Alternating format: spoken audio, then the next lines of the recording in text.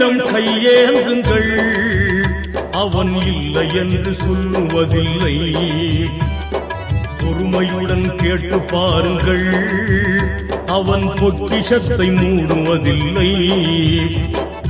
இறைவனிடம் கையேந்துங்கள், அவன் இல்லை என்று சொல்லுவதில்லை.